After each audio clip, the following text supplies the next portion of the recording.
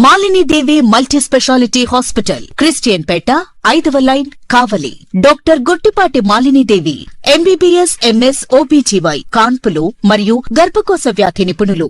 Malinidevi multi speciality hospital నందు అందించు వైద్య సేవలు: సాధారణ కాన్పులు, సిజేరియన్లు, లాప్రోస్కోపిక్ ద్వారా గర్భసంచికి సంబంధించిన ఆపరేషన్లు, ట్యూబెక్టమీ, పిల్లలు లేకుండా operation, high risk pregnancy, ectopic pregnancy మరియు గర్భసంచి నీటి బుడగలు, గర్భసంచి జారిన ఆపరేషన్లు, రొమ్ముగడ్డలకు చికిత్స, నెలసరి ఇబ్బందులకు చికిత్స, మెనోపాజ్ సమస్యలకు చికిత్స చేయబడును. స్త్రీలకు సంబంధించిన అన్ని సమస్యలకు చికిత్స చేయబడును. పిల్లలు లేని వారికి ప్రత్యేక చికిత్స కలదు.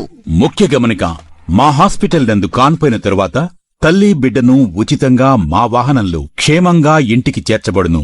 మా హాస్పిటల్స్ ప్రత్యేకతలు: ICU, lab, AC and non AC rooms, 24 గంటలు మెడికల్ షాప్, ప్రతి రూమ్ నందు వేడి నీటి సదుపాయం కలదు.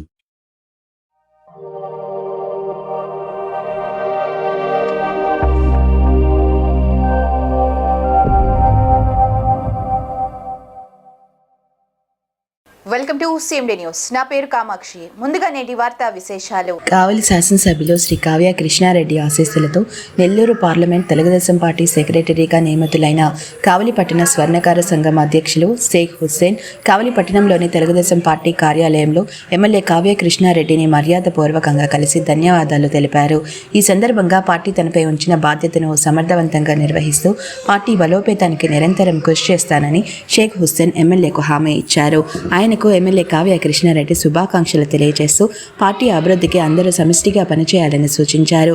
అనంతరం కావలి గోల్డ్ వర్కర్స్ అసోసియేషన్ సభ్యులు మిత్రులతో కలిసి ఎమ్మెల్యే కావ్య కృష్ణారెడ్డికి నూతన సంవత్సర శుభాకాంక్షలు తెలియజేశారు.